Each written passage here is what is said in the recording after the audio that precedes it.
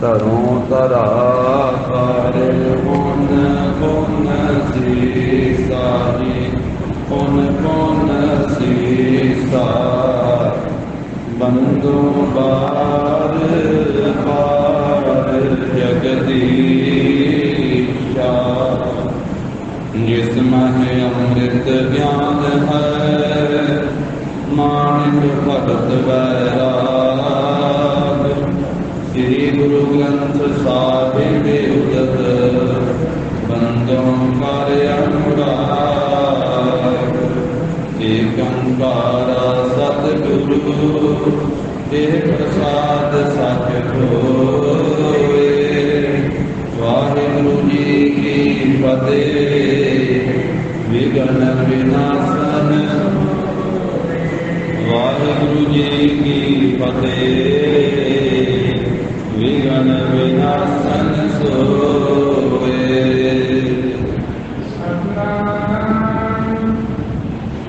ਵਾਹਿਗੁਰੂ ਸਾਹਿਬ ਜੀ ਆਪਨ ਪੁਰਾਣੇ ਅਰਥ ਮਾਰੋ ਸੂਰੇ ਕਿਤਨ ਜਿਰੇ ਮਰਾਓ ਸੁਮਾਤਨ ਜੀਨ ਮਾਨ ਮਨ ਹੋਨੇ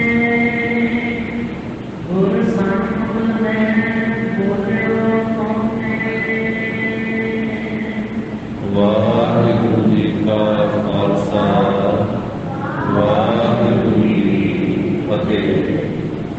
ਦਸਾਂ ਪਾਤਸ਼ਾਹੀਆਂ ਦੀ ਜੋਤ ਤਖਤ ਚੌੜ ਸ਼ਬਦ ਦੇ ਮਾਰਗ ਪਤਿ ਪਾਵਨ ਭਗਤ ਬਸ਼ਰ ਤਰਜਾਮੀ ਦੀਨ ਦਇਆਲ ਮਿਹਰਬਾਨ ਧੰਨ ਸ੍ਰੀ ਗੁਰੂ ਗ੍ਰੰਥ ਸਾਹਿਬ ਜੀ ਮਹਾਰਾਜ ਸਤਿਗੁਰਾਂ ਦੀ ਅਪਰੰਪਾਰ ਕਿਰਪਾ ਰਹਿਮਤ ਦਾ ਸਦਕਾ ਜਗਤ ਗੁਰੂ ਧੰਨ ਧੰਨ ਸ੍ਰੀ ਗੁਰੂ ਨਾਨਕ ਦੇਵ ਸਾਹਿਬ ਜੀ ਮਹਾਰਾਜ ਜਿੱਥੇ ਬਾਬਾ ਪੈਰ ਧਰੇ ਪੂਜਾ ਆਸਣ ਸਥਾਪਨ ਸੋਵਾ ਸਤਿਗੁਰਾਂ ਦੇ ਮਾਮਲੇ ਸਥਾਨ ਸੱਚਖੰਡ ਦਰਬਾਰ ਗੁਰਦੁਆਰਾ ਸ੍ਰੀ ਬੇਰ ਸਾਹਿਬ ਜੀ ਵਿਖੇ ਸਜੇ ਹੋਏ ਸੁੰਦਰ ਜੀ ਮਾਨ ਦੀ ਹਾਜ਼ਰੀ ਭਰ ਰਹੀ ਗੁਰੂ ਕੀ ਸਾਥੀ ਨਵਾਜੀ ਹੋਈ ਸਾਧ ਸੰਗਤ ਜੀਓ। ਮਹਾਰਾਜ ਸਾਹਿਬ ਜੀ ਦੀ ਕਿਰਪਾ ਦਾ ਸਦਕਾ ਦਸਮ ਪਾਤਸ਼ਾਹ ਧੰਨ ਧੰਨ ਸ੍ਰੀ ਗੁਰੂ ਗੋਬਿੰਦ ਸਿੰਘ ਸਾਹਿਬ ਜੀ ਮਹਾਰਾਜ ਅੰਮ੍ਰਿਤ ਕੇ ਦਾਤੇ ਪੰਥ ਕੇ ਵਾਲੀ ਕਲਗੀਧਰ ਬਾਜੋਂ ਵਾਲੇ ਸਤਿਗੁਰੂ ਗਰੀਬ ਨਵਾਜ ਸਾਹਿਬ ਜੀ ਦਾ ਪਾਵਨ ਇਤਿਹਾਸ ਲੜੀਵਾਰ ਰੂਪ ਦੇ ਵਿੱਚ ਚੱਲ ਰਿਹਾ ਹੈ।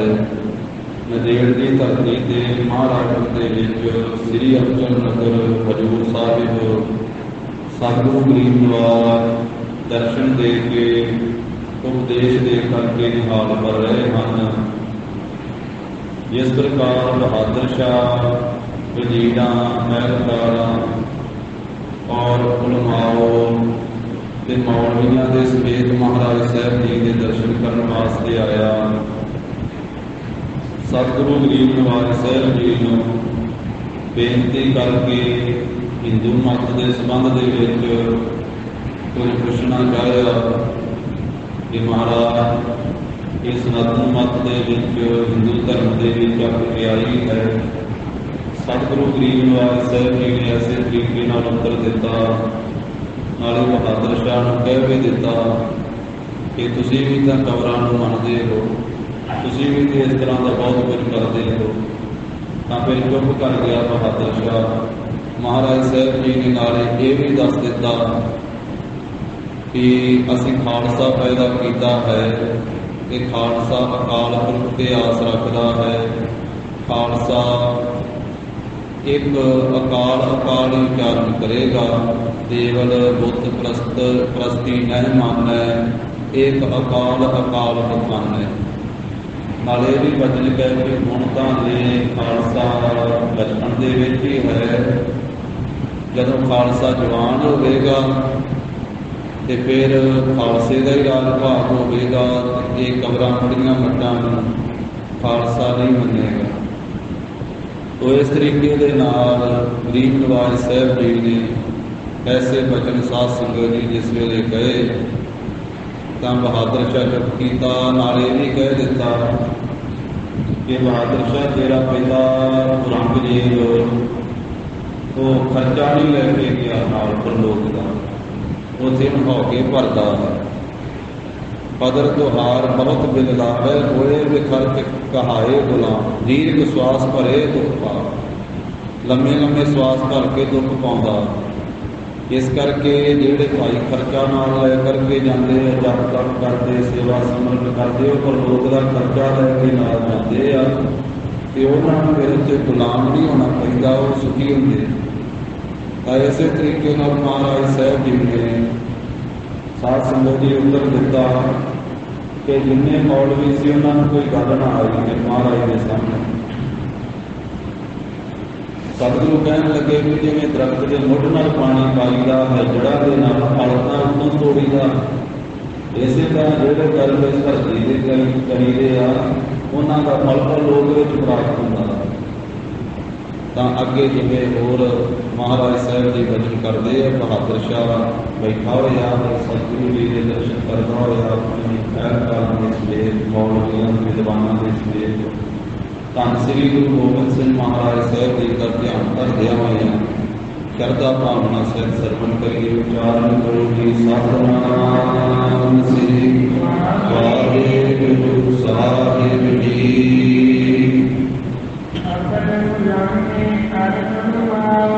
ਹੋਰ ਵੀ ਬਹੁਤੇ ਜਿਹੜੇ ਬਹਾਦਰ ਸ਼ਾਹ ਦੇ ਨਾਲ ਮੌਲਵੀ ਅਤੇ ਆਲਮ ਆਦਿਕ ਉਲਮਾਓ ਵਿਦਵਾਨ ਜਿਹੜੇ ਉਸਦੇ ਮੱਤ ਦੇ ਬੈਠੇ ਸਨ ਤੇ ਕਿੰਨੇ ਕਹਿੰਦੇ ਕਿ ਵਜ਼ੀਰ ਆਦਿਕ ਦੇ ਸੂਬੇ ਨਾਲ ਸਨ, ਜਿਹੜੇ ਬਹੁਤੇ ਸ੍ਰੇਸ਼ਟ ਮੱਤ ਵਾਲੇ ਸੀ, ਸਿਆਣੇ ਸੀ, ਪਰ ਸਾਰੇ ਉਹ ਜਾਣ ਕੇ ਕਿ ਮਹਾਰਾਜ ਨੇ ਉੱਤਰ ਐਸਾ ਕਮਾਲ ਦਾ ਦਿੱਤਾ ਹੈ ਤੇ ਆਪਣੇ ਮਨ ਵਿੱਚ ਇਹ ਈਨ ਮੰਨ ਕਰਕੇ, ਆਣ ਮੰਨ ਕਰਕੇ ਤੇ ਮੌਨ ਹੀ ਹੋ ਗਏ, ਚੁੱਪ ਹੀ ਕਰ ਗਏ। ਉਹਨਾਂ ਸਾਰਿਆਂ ਵਿੱਚੋਂ ਕੋਈ ਵੀ ਧੰਨ ਸ੍ਰੀ ਗੁਰੂ ਗੋਬਿੰਦ ਸਿੰਘ ਮਹਾਰਾਜ ਦੇ ਸਾਹਮਣੇ ਬੋਲਿਆ ਨਹੀਂ, ਕਿਉਂਕਿ ਹੁਣ ਸਭਾ ਦੇ ਵਿੱਚ ਗੁਰੂ ਦੇ ਦੀਵਾਨ ਵਿੱਚ ਜਾਣੋ ਜਿਵੇਂ ਕਿਸੇ ਨੂੰ ਕੋਈ ਗੱਲ ਹੀ ਨਹੀਂ ਆਉਂਦੀ, ਸਾਰੇ ਚੁੱਪ ਕਰ ਗਏ। ਕਹਿੰਦੇ ਇਸ ਤਰ੍ਹਾਂ ਦੀ ਉਹਨਾਂ ਦੀ ਹਾਲਤ ਹੋ ਗਈ, ਸਭਾ ਵਿੱਚ ਗੱਲ ਤਾਂ ਕੋਈ ਆਉਂਦੀ ਨਹੀਂ, ਅਨਾਦਰ ਹੋ ਗਿਆ ਕਿ ਜਾਣੋ ਕਿ ਜਿਵੇਂ ਮੌਤ ਹੀ ਹੋ ਗਈ ਹੋਵੇ। ਜਿਹੜਾ ਕੋਈ ਕ੍ਰਿਸ਼ਨ ਬਹਾਦਰ ਸ਼ਾਹ ਕਰਦਾ ਸੀ ਉਹਦਾ ਉਸੇ ਵੇਲੇ ਉੱਤਰ ਤਸੱਲੀ ਬਖਸ਼ ਦਸ਼ਮੇਸ਼ ਪਾਤਸ਼ਾਹ ਦਿੰਦੇ ਗਏ, ਕਿਉਂਕਿ ਸਤਿਗੁਰੂ ਸ੍ਰੀ ਗੁਰੂ ਗੋਬਿੰਦ ਸਿੰਘ ਮਹਾਰਾਜ ਸਰਬ ਕਲਾ ਸਮਰੱਥ ਤੇ ਪਰਿਪੂਰਨ ਸਤਿਗੁਰੂ ਹਨ। ਸਮਝ ਸੋ ਸਮਝ ਕੇ ਇਸ ਤੋਂ ਆਦਿਕ ਮਨ ਦੇ ਵਿੱਚ ਸਾਰੇ ਜਿੰਨੇ ਬੈਠੇ ਹਨ ਸਾਰੇ ਹੈਰਾਨ ਹੋਏ ਆ ਤੇ ਚੁੱਪ ਕੀਤੀ। ਉਹ ਕਹਿੰਦੇ ਵੀ ਬੋਲੀਏ ਕਿ ਮਹਾਰਾਜ ਨੇ ਤਸੱਲੀ ਐਸੀ ਕਰਾਈ, ਇਸ ਕਰਕੇ ਸਾਰੇ ਮਨ ਵਿੱਚ ਸਮਝ ਕਰਕੇ ਕੋਈ ਵੀ ਬੋਲਿਆ ਨਹੀਂ। ਲੈ ਕੇ ਤੇ ਨਾਲ ਇਸੇ ਕਰਕੇ ਆ ਵੱਡੇ ਵੱਡੇ ਵਿਦਵਾਨਾਂ ਨੂੰ ਵੀ ਮੈਂ ਗੱਲ ਕਰਾਂਗਾ ਤੇ ਉਹ ਹਾਮੀ ਭਰਨਗੇ, ਪਰ ਉਹਨਾਂ ਨੇ ਵੇਖਿਆ ਕਿ ਅੱਗੇ ਕਲਗੀਧਰ ਪਾਤਸ਼ਾਹ ਦੇ ਸਾਹਮਣੇ ਹੁਣ ਕੌਣ ਬੋਲੇ। ਫਿਰ ਇਸ ਪਾਸੇ ਚੁੱਪ ਕਰਕੇ ਤੇ ਹੋਰ ਗੱਲ ਤੋਰ ਲਈ ਬਹਾਦਰ ਸ਼ਾਹ ਨੇ। ਬਾਬਾ ਬੰਦਾ ਸਿੰਘ ਬਹਾਦਰ ਦੇ ਇਸੇ ਪ੍ਰਕਾਰ ਪੁੱਛਣ ਲੱਗ ਪਿਆ ਇਹ ਬਹਾਦਰ ਸ਼ਾਹ ਕਿ ਮਹਾਰਾਜ ਜਿਹੜਾ ਤੁਸੀਂ ਆਪਣਾ ਸਿੱਖ ਬੰਦਾ ਸਿੰਘ ਬਹਾਦਰ ਭੇਜਿਆ ਹੈ, ਜਿਸ ਨੇ ਪੰਜਾਬ ਦੀ ਧਰਤੀ ਤੇ ਜਾ ਕਰਕੇ ਲੱਖਾਂ ਮੇਰੀ ਫੌਜ ਬਿਨਾਂ ਸਿਰ ਮੱਥੇ ਤੋਂ ਕਰ ਦਿੱਤੀ ਹੈ, ਭਾਵ ਮੱਥੇ ਵੱਢ ਦਿੱਤੇ, ਸਿਰ ਵੱਢ ਦਿੱਤੇ ਕਿ ਲੱਖਾਂ ਮੇਰੀ ਫੌਜ ਮਾਰ ਦਿੱਤੀ ਹੈ ਬੰਦਾ ਸਿੰਘ ਬਹਾਦਰ ਨੇ। ਇਹ ਸੋਭਾ ਵਾਲੇ ਪ੍ਰਭੂ ਜੀ ਹੁਣ ਪੰਜਾਬ ਦੇ ਵਿੱਚ ਆਪ ਸ਼ਾਂਤੀ ਵਰਤਾਓ, ਆਪਣਾ ਹੁਕਮ ਭੇਜੋ ਤੇ ਤੁਹਾਡਾ ਸਿੰਘ ਬੰਦਾ ਸਿੰਘ ਬਹਾਦਰ ਹੁਣ ਸ਼ਾਂਤ ਹੋ ਜਾਵੇ। ਜਿਹੜੇ ਆਪ ਨਾਲ ਦੁਆਇਸ਼ ਰੱਖਦੇ ਸੀ, ਈਰਖਾ ਰੱਖਦੇ ਸੀ, ਉਹ ਸਮਾਣੇ ਵਾਲੇ, ਸੰਧੌਲੇ ਵਾਲੇ, ਇਸੇ ਤਰ੍ਹਾਂ ਸਰਹੰਦ ਦਾ ਸੂਬਾ ਵਜ਼ੀਰ ਖਾਂ ਆਦਿਕ, ਉਹ ਸਾਰੇ ਦੁਆਇਸ਼ੀ ਤਾਂ ਖਤਮ ਹੋ ਗਏ ਹਨ। ਮਹਾਰਾਜ ਗਰੀਦਾ ਵੀ ਮਾਰਿਆ ਗਿਆ, ਹੁਣ ਫੌਜੀਆਂ ਕਿਤੇ ਭਾਲਿਆ ਲੱਭਦਾ ਨਹੀਂ ਹੈ। ਲਾਹੌਰ ਦੇ ਸੂਬਾ ਜ਼ਬਰਦਸਤ ਖਾਂ ਉਹਦੇ ਤੋਂ ਆਦਿ ਉਹਦੇ ਵਰਗੇ ਹੋਰ ਵੀ ਜਿਹੜੇ ਸੀ ਉਹ ਸਾਰੇ ਖਪਾ ਦਿੱਤੇ। ਬੰਦਾ ਸਿੰਘ ਬਹਾਦਰ ਨੇ ਜੋ ਖੱਤਰੀ ਝੂਠਾ ਆਨੰਦ ਸੀ, ਜਿਹਨੂੰ ਸੁੱਚਾ ਆਨੰਦ ਕਹਿੰਦੇ ਸੀ, ਖਾਲਸਾ ਜਿਹਨੂੰ ਝੂਠਾ ਆਨੰਦ ਕਹਿੰਦਾ ਹੈ, ਉਦੋਂ ਵੀ ਖਤਮ ਕਰ ਦਿੱਤਾ। ਸ਼ੈਲ ਦੇਸ਼ ਜਿਹੜਾ ਪਹਾੜੀ ਦੇਸ਼ ਹੈ, ਪਹਾੜੀ ਇਲਾਕਾ, ਉਹ ਵੀ ਸਾਰਾ ਮਾਰ ਕੇ ਉਜਾੜ ਦਿੱਤਾ। ਇਹ ਕਲਗੀਧਰ ਪਾਤਸ਼ਾਹ ਦਿਨ ਪ੍ਰਤੀ ਦਿਨ ਹਰ ਰੋਜ਼ ਪੰਜਾਬ ਦੀ ਖਬਰ ਮੇਰੇ ਕੋਲੇ ਆ ਰਹੀ ਹੈ। ਆਪ ਜੀ ਦੇ ਸਿੰਘ ਨੇ ਇਸ ਤਰ੍ਹਾਂ ਦਾ ਵਰਤਾਰਾ ਪੰਜਾਬ ਦੀ ਧਰਤੀ ਤੇ ਵਰਤਾਦਾ ਹੈ। ਸਾਰਾ ਪੰਜਾਬ ਵੱਡੀ ਗਿਣਤੀ ਵਿੱਚ ਜਿੰਨੇ ਵੀ ਇਹ ਲੋਕ ਸਨ ਉਹਨਾਂ ਦਾ ਖਾਤਮਾ ਕਰ ਦਿੱਤਾ ਆਪ ਜੀ ਦੇ ਸਿੰਘ ਨੇ। ਸਭ ਨੂੰ ਕਹਿਣ ਲੱਗੇ ਬਹਾਦਰ ਸ਼ਾਹ ਤੂੰ ਘਬਰਾ ਨਾ, ਤੇਰੇ ਨਾਲ ਬਚਨ ਹੋਇਆ ਕਿ ਜਿੰਨੀ ਚਿਰ ਤੇਰੀ ਉਮਰ ਵਾ ਉਹਨਾਂ ਚਿਰ ਤੇਰੀ ਬਾਦਸ਼ਾਹੀ ਰਹੇ, ਪਰ ਰਹਿਣੀ ਤੇਰੀ ਉਮਰ ਦੀ ਕੀ ਹੈ, ਦੁਬਾਰਾ ਝਾਕ ਨਾ ਰੱਖਣੀ ਮੇਰੇ ਪੁੱਤਾਂ ਪੁੱਤਰਿਆਂ ਦੀ ਰਹੇਗੀ। ਬਸ ਤੇਰੀ ਉਮਰ ਦੀ ਜਿਹੜੀ ਹੈ ਉਹ ਬਾਦਸ਼ਾਹੀ ਤੈਨੂੰ ਰਹੇਗੀ, ਮਿਲੇਗੀ। ਜਿਵੇਂ ਅਸੀਂ ਆਖਿਆ ਹੈ ਨਾ, ਬਚਨ ਕੀਤਾ ਹੈ, ਉਸੇ ਤਰ੍ਹਾਂ ਤੇਰੀ ਬਾਦਸ਼ਾਹੀ ਨੂੰ ਕੋਈ ਖਤਰਾ ਨਹੀਂ ਹੋਵੇਗਾ, ਤੇਰੀ ਬਾਦਸ਼ਾਹੀ ਰਹੇਗੀ। ਜਦੋਂ ਤੇਰੀ ਉਮਰ ਪੂਰੀ ਹੋ ਗਈ ਉਸ ਤੋਂ ਬਾਅਦ ਫਿਰ ਬੜੇ ਪੱਧਰ ਪੈਦਾ ਹੋਣਗੇ ਤੇ ਦੇਸ਼ ਵਿਗੜੇਗਾ, ਬਹੁਤੇ ਲੋਕਾਂ ਦਾ ਖਾਤਮਾ ਹੋਵੇਗਾ। ਉਹ ਬਹਾਨਾ ਵਰਤ ਕੇ ਰਹਿਣਾ ਬਹਾਦਰ ਸ਼ਾਹ, ਉਹਨਾਂ ਪੱਧਰਾਂ ਨੂੰ ਕੋਟਿਆਂ ਨੂੰ ਕੋਈ ਰੋਕ ਨਹੀਂ ਸਕੇਗਾ, ਕੋਈ ਉਸ ਹੜਕਲੀ ਨੂੰ ਕੋਈ ਵੇਟ ਨਹੀਂ ਸਕੇਗਾ, ਉਹ ਹੜਕਲੀ ਉੱਠੇਗੀ। ਤੋ ਇਸ ਪ੍ਰਕਾਰ ਦੇ ਨਾਲ ਇਹ ਰੌਲਾ ਜਿਹੜਾ ਹੈ ਉਹ ਸਾਰੇ ਇਲਾਕੇ ਵਿੱਚ ਦੇਸ਼ ਵਿੱਚ ਪੈ ਜਾਵੇਗਾ ਵੱਡੀ ਗਿਣਤੀ ਵਿੱਚ। ਤੇਰੇ ਬਾਪ ਨੇ ਔਰੰਗਜ਼ੇਬ ਨੇ ਬਹੁਤੇ ਪਾਪ ਕੀਤੇ ਹਨ, ਉਪਦਰ ਕੀਤੇ, ਇਸ ਕਰਕੇ ਤੁਹਾਡੇ ਖਾਨਦਾਨ ਦੇ ਵਿੱਚੋਂ ਬਾਦਸ਼ਾਹੀ ਨਾਸ ਹੋ ਗਈ। ਤੈਨੂੰ ਤਾਂ ਦਿੱਤੀ, ਤੂੰ ਆ ਕੇ ਸ਼ਰਨ ਪੈ ਗਿਆ। ਤੇਰੇ ਪਿਤਾ ਨੇ ਬਹੁਤੇ ਜਿਹੜੇ ਪਾਪ ਕੀਤੇ, ਇਸ ਕਰਕੇ ਉਹਨਾਂ ਪਾਪਾਂ ਕਰਕੇ ਇਹ ਰਾਜ ਭਾਗ ਤੇਰੇ ਖਾਨਦਾਨ ਦੇ ਵਿੱਚੋਂ ਖਤਮ ਹੋ ਚੁੱਕਾ ਹੈ। ਧਰਤੀ ਦੇ ਪਤੀ, ਧਰਤੀ ਦੇ ਰਾਜੇ ਅਨੇਕ ਪ੍ਰਕਾਰ ਨਾਲ ਹੋਣਗੇ। ਇਹ ਹੁਣ ਸਿੰਘ ਹੋਣਗੇ ਧਰਤੀ ਦੇ ਰਾਜੇ, ਜਿਹੜੇ ਉਹਨਾਂ ਨਾਲ ਅੜਨਗੇ, ਉਹਨਾਂ ਨਾਲ ਲੜਨਗੇ, ਫਿਰ ਗੁਰੂ ਕੇ ਖਾਲਸੇ ਉਹਨਾਂ ਵੈਰੀਆਂ ਦੇ ਉੱਤੇ ਪ੍ਰਹਾਰ ਕਰਨਗੇ ਸਿੰਘ। ਇਸ ਤਰੀਕੇ ਨਾਲ ਇਹ ਮਹਾਰਾਜ ਜੀ ਜੋ ਭਵਿੱਖਤ ਬਚਨ ਹੈ, ਇਹਨਾਂ ਨੂੰ ਸੁਣ ਕੇ ਬਹਾਦਰ ਸ਼ਾਹ ਖੁਸ਼ ਹੋਇਆ। ਖੁਸ਼ ਕਿਉਂ ਹੋਇਆ? ਕਹਿੰਦਾ ਵੀ ਮੇਰੀ ਜ਼ਿੰਦਗੀ ਜੀ ਤੇ ਮੇਰਾ ਰਾਜ ਨਹੀਂ ਰਹੇਗਾ ਨਾ, ਵੀ ਮੇਰੇ ਰਾਜ ਭਾਗ ਨੂੰ ਤੇ ਖਤਰਾ ਨਹੀਂ ਨਾ।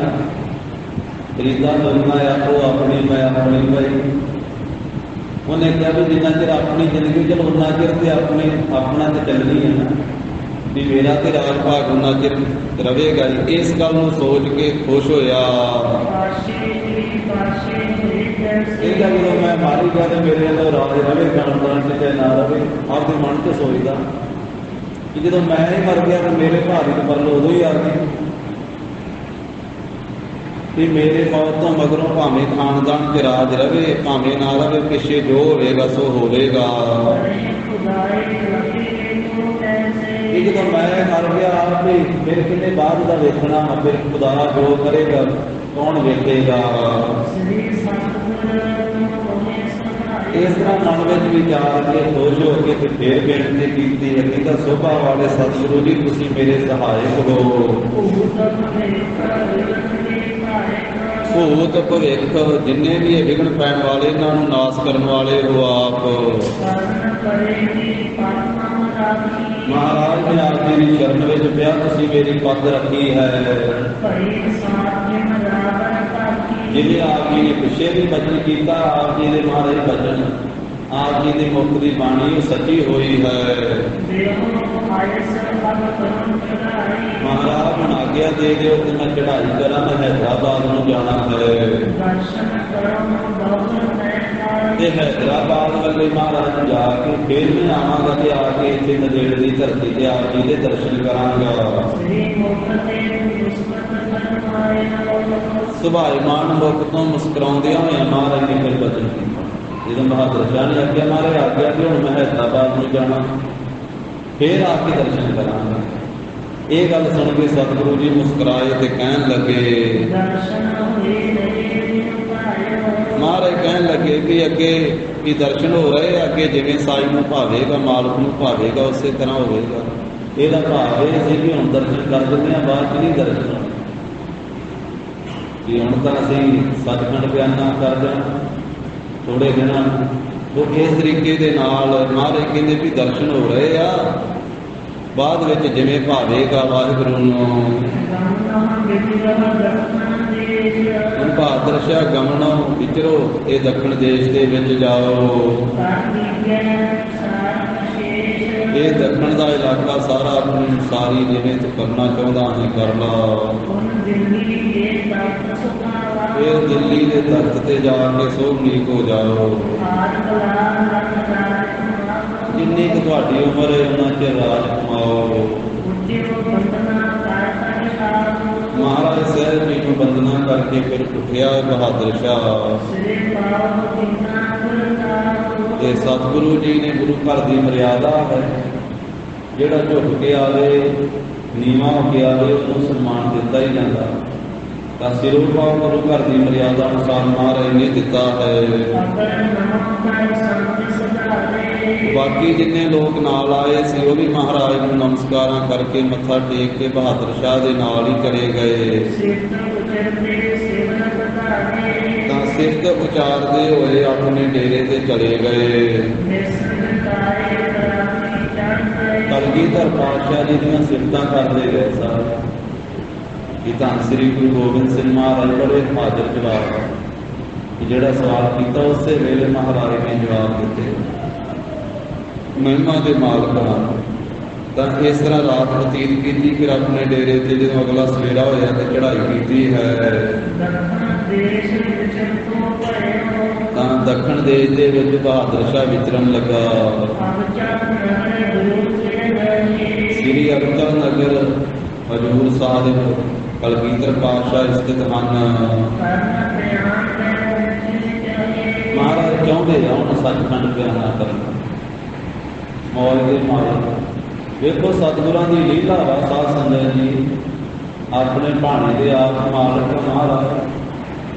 ਪੌਣੇ 45 ਸਾਲ ਦੀ ਸਰੀਰ ਕਾਰਬਲਾ ਦੇ ਵਿੱਚ ਹੀ ਮਹਾਰਾਜ ਸਾਹਿਬ ਜੀ ਨੇ ਸੱਚਖੰਡ ਬਿਆਨਾ ਕੀਤਾ। ਪੌਣੇ 45 ਸਾਲ ਸਾਰੀ ਸਰੀਰ ਕਾਰਬਲਾ ਹੋਈ ਹੈ। ਧੰਨ ਸ੍ਰੀ ਗੁਰੂ ਗੋਬਿੰਦ ਸਿੰਘ ਮਹਾਰਾਜ ਸਾਹਿਬ ਜੀ ਤੇ ਗਰੀਬ ਨਵਾਜ਼ ਸੱਚੇ ਪਾਤਸ਼ਾਹ ਸਭ ਸੰਸਾਰ ਨੂੰ ਸਾਧ ਸੰਗਤ ਜੀ ਗਰੀਬ ਨਵਾਜ਼ ਲੰਮੀਆਂ ਲੰਮੀਆਂ ਉਮਰਾਂ ਦੇਣ ਵਾਲੇ ਸਭ ਕੁਝ ਕਰ। ਇਹ ਮੌਜ ਦੇ ਮਾਲਕ ਸਤਿਗੁਰ ਮੇਰਾ ਸਦਾ ਸਦਾ ਨਾ ਆਵੇ ਨਾ ਜਾਏ, ਉਹ ਅਬਿਨਾਸੀ ਪੁਰਖ ਹੈ ਸਭ ਮੈਂ ਰਹਿਆ ਸਮਾਲ। ਥੋੜੇ ਜਿਹੇ ਸਮੇਂ ਵਿੱਚ ਵੱਡੇ ਤੌਰ ਤੇ ਕਰ ਦਿੱਤੇ ਸਤਿਗੁਰੂ ਸਾਹਿਬ ਜੀ। ਗਰੀਬ ਨਵਾਜ਼ ਸਾਹਿਬ ਵੱਡੇ ਕਾਲ ਜਿਹੜਾ ਕੋਈ ਯੁੱਗਾਂ ਵਿੱਚ ਨਹੀਂ ਕਰ ਸਕਦਾ, ਥੋੜੇ ਸਾਲਾਂ ਵਿੱਚ ਏਡੇ ਵੱਡੇ ਕਾਰਜ ਕੀਤੇ। ਇੰਨੀ ਬਾਣੀ ਮਹਾਰਾਜ ਸਾਹਿਬ ਜੀ ਨੇ ਕੰਠੋਂ ਉਚਾਰ ਦਿੱਤੀ। ਸ੍ਰੀ ਗੁਰੂ ਗ੍ਰੰਥ ਸਾਹਿਬ ਮਹਾਰਾਜ ਜੀ ਦੀ ਸਾਰੀ ਬਾਣੀ ਕੰਠੋਂ ਉਚਾਰ ਦਿੱਤੀ। ਇੱਕ ਓੰਕਾਰ ਤੋਂ ਲੈ ਕੇ 18 10 20 ਤੱਕ। ਜਦੋਂ ਧੀਰ ਮੱਲਣਾ ਨੇ ਸਰੂਪ ਨਹੀਂ ਸੀ ਦਿੱਤਾ ਪਹਿਲਾਂ, ਪੰਜਵੇਂ ਪਾਤਸ਼ਾਹ ਜੀ ਦਾ ਲਿਖਾਇਆ ਹੋਇਆ ਜੋ ਭਾਈ ਗੁਰਦਾਸ ਸਾਹਿਬ ਜੀ ਨੇ ਲਿਖਿਆ। ਅੱਜ ਵੀ ਸ੍ਰੀ ਕਰਤਾਰਪੁਰ ਸਾਹਿਬ ਦੇ ਵਿੱਚ ਸੋਧ ਲਿਖ ਰਹੇ ਭਾਵ ਸੀ। ਫਿਰ ਕੰਠੋਂ ਉਚਾਰਿਆ ਸੀ ਗੁਰੂ ਕੀ ਕਾਂਸ਼ੀ ਤੱਕ ਸ੍ਰੀ ਦਮਦਮਾ ਸਾਹਿਬ ਵਾਲੇ ਸਥਾਨ। ਕੰਠੋਂ ਬਾਣੀ ਉਚਾਰ ਕੇ ਭਾਈ ਮਣੀ ਸਿੰਘ ਜੀ ਤੋਂ ਲਿਖਾਈ ਸੀ ਤੇ ਸਾਰੀ ਬਾਣੀ ਦੇ ਅਰਥ ਪੜ੍ਹਾਈ ਸੀ ਮਹਾਰਾਜ ਸਾਹਿਬ ਜੀ ਨੇ। 48 ਸਿੰਘਾਂ ਨੇ ਅਰਥ ਸਰਵਣ ਕੀਤੇ ਤੇ ਤਾਂ ਹੀ ਫਿਰ ਉਸ ਥਾਨ ਸਾਧੋ ਕੀ ਤਲਵੰਡੀ ਨੂੰ ਗੁਰੂ ਕੀ ਕਾਂਸ਼ੀ ਦਾ ਵਰਦਾਨ ਦਿੱਤਾ ਸੀ ਮਹਾਰਾਜ ਗਰੀਬ ਨਵਾਜ਼ ਸਾਹਿਬ ਜੀ। ਤੇ ਹੁਣ ਮਹਾਰਾਜ ਸਾਹਿਬ ਜੀ ਚਾਹੁੰਦੇ ਆ ਅਬਚਲ ਨਗਰ ਸ੍ਰੀ ਹਜ਼ੂਰ ਸਾਹਿਬ ਸੱਚਖੰਡ ਬਿਆਨਾ ਕਰਨਾ। ਇਸ ਪ੍ਰਕਾਰ ਸੇ ਸਤਿਗੁਰੂ इस प्रकार नदेड़ की धरती ते श्री अबचल नगर हजूर साहिब शोभा वाले सतगुरु श्री गुरु गोबिंद सिंह महाराज जी कुछ दिन बतीत कीते।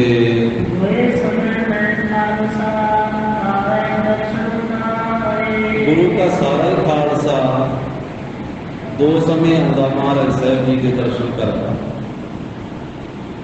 सवेरे भी दीवान में आके महाराज के दर्शन करते सिंह, शामी भी दर्शन करते, क्योंकि कार विहार भी आपको अपना करना वा, घोड़िया वास्ते घा पट्ठा भी बढ़ना वा, गुरबाणी का अभ्यास भी करना वा, लंगर की तैयारी भी करनी, सारी खालसे की वक्री वक्री सेवा भी लगी हुई। कोई लकड़ा पाड़निया वा, कोई बालन लिया वा, कोई लंगर सजाना है, कई कुछ सारा ही बताया। पर दो समय का दीवान सजना ही है ना सवेरे शाम, उस मौके पर सारा खालसा आ करके दीवान में सजदा। ये खालसे की मर्यादा है कि जिन्हें कार विहार करो तो अमृत वेले के दीवान में भी हाजरी लाओ तो शाम के दीवान में भी हाजरी लाओ। जिन्हें अपना गुरबाणी का अभ्यास करो, सेवा सिमरन करो, जी सेवा लगी वो सेवा करो, पर दो समय दीवान के भी हाजरी भरनी जरूरी। यही मर्यादा अज टकसालों के भी है, जिउंदी त्यों चली आती गुरु के खालसे की मर्यादा। जिन्ने विद्यार्थी संख्या करने वाले हैं उन्होंने ताई ये दसिया जाता कि भाई सवेर के दीवान में भी तुम हाजरी भरनी, शाम के दीवान में भी हाजरी भरनी। जिन्हें अपना गुरबाणी की संख्या पकाओ, जी जी दो दो तीन तीन घंटे की सेवा लगी है, ड्यूटी लगी है, जिथे जिथे वो अपनी निभाओ, बाकी अपना कार विहार करो, संख्या पकाओ। पर सवेरे शामी दीवान में आना लाजमी। जिस मौके से कथा होती है सालों के दसिया जाता जो कीर्तन से कथा होती है, सवेरे गुरबाणी की कथा होती महापुरख करते, जिमें श्री मान संत ज्ञानी सुंदर सिंह जी खालसा पिंडरा वाले, संत ज्ञानी गुरबचन सिंह जी खालसा पिंडरा वाले महापुरख, संत ज्ञानी करतार सिंह जी महापुरख, संत ज्ञानी जरनैल सिंह जी खालसा। मर्यादा से भी जिस वेले अमृत वेले महापुरखों ने गुरबाणी की कथा करनी है, शाम को इतिहास की करनी है, तो सिंघां दे नाल उस मौके पर पोथियां प्रकाश करके दर्शन करने नाल अर्थां नूं पकाउणा है, याद करना है, बाद में बैठ के अपना अभ्यास करना। कई खालसे की जो मर्यादा महाराज साहब जी ने दोवें समय गुरु का खालसा दीवान में आता है, कलगीधर पातशाही का दीवान सजदा है ते खालसा आके दर्शन करता है।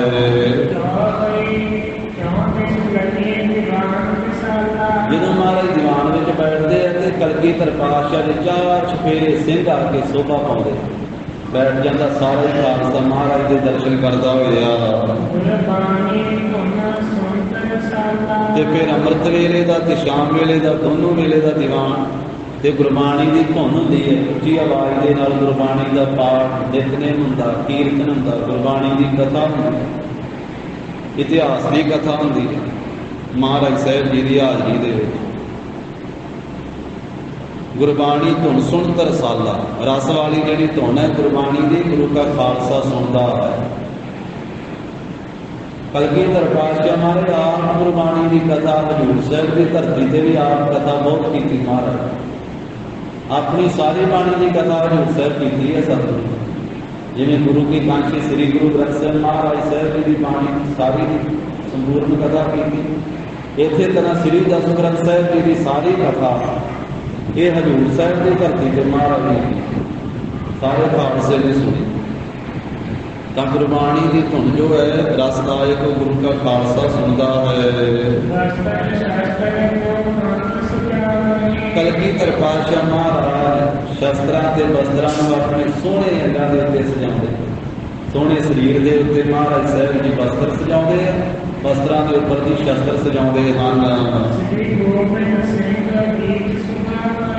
इस तरह धन श्री गुरु गोबिंद सिंह महाराज शस्त्रां वस्त्रां दे नाल सजे हुए खालसे के दीवान के विच शोभा पाउंदे, ते गुरु का खालसा भी शस्त्रां वस्त्रां दे नाल सजिया होया दीवान के विच शोभा पाउंदा है।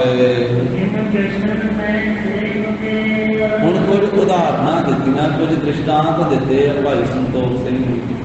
ਕਹਿੰਦੇ ਖਾਲਸੇ ਵਿੱਚ ਸ੍ਰੀ ਗੁਰੂ ਗੋਬਿੰਦ ਸਿੰਘ ਮਹਾਰਾਜ ਜੀ ਕਿਵੇਂ ਸੋਭਾ ਪਾਉਂਦੇ, ਜਿਵੇਂ ਜੱਸ਼ਾਂ ਦੇ ਵਿੱਚ, ਜੱਸ਼ਾਂ ਦੀ ਫੌਜ ਦੇ ਵਿੱਚ ਕੁਬੇਰ ਦੇਵਤਾ ਸੋਭਾ ਪਾਉਂਦਾ। ਜਿਹੜੀ ਕੁਬੇਰ ਦੀ ਫੌਜ ਹੈ ਨਾ, ਇਹ ਧਨ ਦਾ ਦੇਵਤਾ ਮੰਨਿਆ ਜਾਂਦਾ ਕੁਬੇਰ, ਤੇ ਕੁਬੇਰ ਦੀ ਫੌਜ ਨੂੰ ਜੱਸ਼ ਕਿਹਾ ਜਾਂਦਾ, ਜੱਸ਼ਾਂ ਦੀ ਫੌਜ, ਕੁਬੇਰ ਦੇਵਤੇ ਦੀ ਫੌਜ। ਕਹਿੰਦੇ ਜਿਵੇਂ ਜੱਸ਼ਾਂ ਦੀ ਫੌਜ ਦੇ ਵਿੱਚ ਕੁਬੇਰ ਦੇਵਤਾ ਸੋਭਾ ਪਾਉਂਦਾ ਹੈ ਤੇ ਸਭ ਦੀਆਂ ਕਾਮਨਾ ਵੱਡੀਆਂ ਵੱਡੀਆਂ ਦਿੰਦਾ ਹੈ ਕੁਬੇਰ ਦੇਵਤਾ। ਇਸੇ ਤਰ੍ਹਾਂ ਧੰਨ ਸ੍ਰੀ ਗੁਰੂ ਗੋਬਿੰਦ ਸਿੰਘ ਮਹਾਰਾਜ ਜੀ ਖਾਲਸੇ ਦੀ ਫੌਜ ਵਿੱਚ ਸੋਭਾ ਪਾਉਂਦੇ ਆ ਤੇ ਸਭ ਦੀਆਂ ਕਾਮਨਾ ਪੂਰੀਆਂ ਕਰਦੇ ਹਨ। ਜਾਂ ਕਹਿੰਦੇ ਕਿ ਸਮੂਹ ਦੇਵਤਿਆਂ ਦੀ ਫੌਜ ਦੇ ਵਿੱਚ ਜਿਵੇਂ ਰਾਜ ਰਾਣੀ ਦੇ ਸਹਿਤ, ਸੱਚੀ ਨਾਮ ਹੈ ਜਿਸ ਦਾ, ਇੰਦਰ ਦੇਵਤੇ ਦੀ ਇਹ ਰਾਣੀ ਦਾ ਨਾਮ, ਪਟਰਾਣੀ ਦਾ ਨਾਮ, ਸੱਚੀ ਨਾਮ ਉਹਦਾ। ਜਿਵੇਂ ਸੱਚੀ ਰਾਣੀ ਦੇ ਸਮੇਤ ਇੰਦਰ ਦੇਵਤਾ ਸੋਭਾ ਪਾਉਂਦਾ ਇਹਨਾਂ ਦੇਵਤਿਆਂ ਦੀ ਸਭਾ ਦੇ ਵਿੱਚ। ਸਵਈਆਂ ਦੇ ਵਿੱਚ ਆਪਾਂ ਪੜ੍ਹਦੇ ਹਾਂ ਸੱਚੀ ਪਦ, ਸੱਚੀ ਦਾ ਪਤੀ ਇੰਦਰ ਦੇਵਤਾ। ਜਿਵੇਂ ਦੇਵਤਿਆਂ ਦੀ ਫੌਜ ਦੇ ਵਿੱਚ ਸੋਭਾ ਪਾਉਂਦਾ ਹੈ ਇੰਦਰ ਦੇਵਤਾ ਸੱਚੀ ਦੇ ਸਮੇਤ, ਇਸੇ ਤਰ੍ਹਾਂ ਧੰਨ ਸ੍ਰੀ ਗੁਰੂ ਗੋਬਿੰਦ ਸਿੰਘ ਮਹਾਰਾਜ ਮਾਇਆ ਵਿਭੂਤੀ ਸੰਪਦਾ ਦੇ ਸਮੇਤ ਖਾਲਸੇ ਦੀ ਫੌਜ ਦੇ ਵਿੱਚ ਸੋਭਾ ਪਾਉਂਦੇ ਹਨ। ਜਾਂ ਕਹਿੰਦੇ ਸਮੂਹ ਮੁਨੀਆਂ, ਰਿਸ਼ੀਆਂ ਮੁਨੀਆਂ ਦੀ ਸਭਾ ਲੱਗੀ ਹੋਈ ਹੈ ਜੀ, ਉਹਦੇ ਵਿੱਚ ਰਘੂਕੁਲ ਦੇ ਜਿਹੜੇ ਵੀਰਾ ਸੂਰਵੀਰ ਹਨ ਸ੍ਰੀ ਰਾਮ ਚੰਦਰ ਜੀ, ਜਿਵੇਂ ਉਹ ਸੋਭਾ ਪਾਉਂਦੇ ਆ ਮੁਨੀਆਂ ਦੀ ਸਭਾ ਦੇ ਵਿੱਚ। ਇਸੇ ਤਰ੍ਹਾਂ ਧੰਨ ਸ੍ਰੀ ਗੁਰੂ ਗੋਬਿੰਦ ਸਿੰਘ ਮਹਾਰਾਜ ਜੀ ਨੇ ਆਪਣੇ ਗਾਤਰੇ ਖੜਗ ਧਾਰਨ ਕੀਤੀ ਹੋਈ ਹੈ। ਧਰ ਕੱਟ ਖੜਗ ਪਹਿਨ ਕੇ ਉਹ ਮਹਾਰਾਜ ਦੇ ਕੱਟ ਲੱਕ ਦੇ ਉੱਤੇ ਸੋਭਾ ਪਾ ਰਹੀ ਹੈ, ਖੜਗ ਧਾਰੀ ਹੋਈ, ਤੇ ਹੱਥ ਦੇ ਵਿੱਚ ਮਹਾਰਾਜ ਦੇ ਧਨੁਖ ਹੈ ਤੇ ਤੀਰਾਂ ਦਾ ਭੱਥਾ ਮੋਢੇ ਤੇ ਸੋਹਣੀਕ ਹੈ। ਜਾਂ ਕਹਿੰਦੇ ਕਿ ਸਮੂਹ ਜਾਦਵਾਂ ਦੇ ਸਹਿਤ, ਤੇ ਜਿਵੇਂ ਸ਼ਿਆਮ ਭੰਨ, ਇਹ ਦੁਆਪਰ ਯੁੱਗ ਦੇ ਅਵਤਾਰ ਦਾ ਨਾਮ ਹੈ ਸ੍ਰੀ ਕ੍ਰਿਸ਼ਨ ਜੀ ਦਾ। ਜਿਵੇਂ ਕਿ ਸਮੂਹ ਜਾਦਵਾਂ ਦੇ ਵਿੱਚ ਸ੍ਰੀ ਕ੍ਰਿਸ਼ਨ ਜੀ ਸੋਭਾ ਪਾਉਂਦੇ ਹਨ, ਸੁੰਦਰ ਮਹਿਤ, ਬਹੁਤ ਜ਼ਿਆਦਾ ਸੁੰਦਰ ਸਰੂਪ ਵਾਲੇ। ਇਸੇ ਤਰ੍ਹਾਂ ਖਾਲਸੇ ਦੀ ਫੌਜ ਵਿੱਚ ਧੰਨ ਸ੍ਰੀ ਗੁਰੂ ਗੋਬਿੰਦ ਸਿੰਘ ਮਹਾਰਾਜ ਜੀ ਸੋਭਾ ਪਾ ਰਹੇ ਹਨ। ਮਹਾਰਾਜ ਕਲਗੀਧਰ ਪਾਤਸ਼ਾਹ ਕਿਰਪਾ ਦੇ ਪ੍ਰਕਾਸ਼ ਦੇ ਨਾਲ, ਕਿਰਪਾ ਦੀ ਤਕਣੀ ਦੇ ਨਾਲ ਜਦੋਂ ਵੇਖਦੇ ਹਨ, ਇੱਕ ਸ਼ੇਰ ਜੀ ਆਪਣੇ ਦਾਸਾਂ ਨੂੰ ਆਨੰਦ ਦੇ ਸਹਿਤ ਕਰ ਦਿੰਦੇ, ਅਸ਼ੋਕ ਸ਼ੋਕ ਤੋਂ ਰਹਿਤ ਕਰਕੇ ਆਨੰਦ ਦੇ ਸਹਿਤ ਕਰ ਦਿੰਦੇ ਹਨ ਤੇ ਸ਼ੁਭ ਉਪਦੇਸ਼ ਦਿੰਦੇ ਆ ਸਾਰਿਆਂ ਨੂੰ। ਜਿਵੇਂ ਕਹਿੰਦੇ ਕਪਿਲ ਮੁਨੀ ਆਪਣੇ ਨਿੱਜੀ ਸਿੱਖਾਂ ਨੂੰ ਉਪਦੇਸ਼ ਦਿੰਦਾ ਹੈ ਨਾ, ਇਸ ਤਰ੍ਹਾਂ ਸਾਰਿਆਂ ਨੂੰ ਉਪਦੇਸ਼ ਦਿੰਦੇ ਆ। ਧੰਨ ਸ੍ਰੀ ਗੁਰੂ ਗੋਬਿੰਦ ਸਿੰਘ ਮਹਾਰਾਜ ਜੀ ਸਤਿਗੁਰਾਂ ਦਾ ਉਪਦੇਸ਼ ਸ਼ੁਭ ਹੈ, ਇਹ ਸਾਰਿਆਂ ਵਾਸਤੇ ਸਾਂਝਾ ਹੈ। ਮਹਾਰਾਜ ਸਾਹਿਬ ਜੀ ਖਾਲਸੇ ਦੇ ਦੀਵਾਨ ਵਿੱਚ ਬ੍ਰਹਮ ਗਿਆਨ ਦਾ ਉਚਾਰਨ ਕਰਦੇ। ਸਤਿਗੁਰਾਂ ਦੀ ਬਾਣੀ ਬ੍ਰਹਮ ਗਿਆਨ ਦਾ ਕਥਨ ਕਰਨ ਵਾਲੀ, ਬ੍ਰਹਮ ਗਿਆਨ ਦਾ ਉਚਾਰਨ ਕਰਦੇ ਮਹਾਰਾਜ ਸਾਹਿਬ ਜੀ। ਜਿਵੇਂ ਕਹਿੰਦੇ ਵੀ ਚਾਰ ਮੂੰਹਾਂ ਵਾਲਾ ਬ੍ਰਹਮਾ ਜੀ, ਉਹ ਕਹਿੰਦੇ ਕੈਵਲ ਮੁਕਤੀ ਦੇਣ ਵਾਸਤੇ ਉਪਦੇਸ਼ ਦਿੰਦਾ, ਇਹਨਾਂ ਦੇ ਅਧਿਕਾਰੀਆਂ ਨੂੰ ਉਪਦੇਸ਼ ਦਿੰਦਾ ਹੈ ਆਪਣੇ ਸ਼ਰਧਾਲੂਆਂ ਨੂੰ। ਇਸ ਤਰ੍ਹਾਂ ਮਹਾਰਾਜ ਸਾਹਿਬ ਜੀ ਬ੍ਰਹਮ ਗਿਆਨ ਦਾ ਕਥਨ ਕਰਦੇ ਹਨ। ਤੇ ਜਿਵੇਂ ਕਹਿੰਦੇ ਸ੍ਰੀ ਵਿਸ਼ਨੂੰ ਜੀ, ਉਹ ਜਿੱਥੇ ਕਿਤੇ ਆਪਣੇ ਭਗਤਾਂ ਦੀ ਸਹਾਇਤਾ ਕਰਨ ਕਰਦੇ ਹਨ। ਪਦਮਾ ਪਦ ਨਾਮ ਹੈ ਵਿਸ਼ਨੂੰ ਦਾ। ਜਿਵੇਂ ਕਹਿੰਦੇ ਸ੍ਰੀ ਵਿਸ਼ਨੂੰ ਜੀ, ਉਹ ਬੜੀ ਛੇਤੀ ਨਾਲ ਦੌੜਦੇ ਆਪਣੇ ਭਗਤ ਦੀ ਰੱਖਿਆ ਕਰਨ ਵਾਸਤੇ। बहुत काहली के नाल अपनी भगत की अपने सेवक की रखिया करते हैं। इसे तरह कलगीधर पातशाह भी अपने सिखां सेवकों की हर एक थां ते रखिया करते बहुत छेती नाल। अनंदात्म सो जो महाराज साहब जी का स्वरूप है ना, सत चेतन आनंद स्वरूप, ਉਹਦੇ ਵਿੱਚ ਹੀ महाराज साहब रात दिने टिके रहते हैं।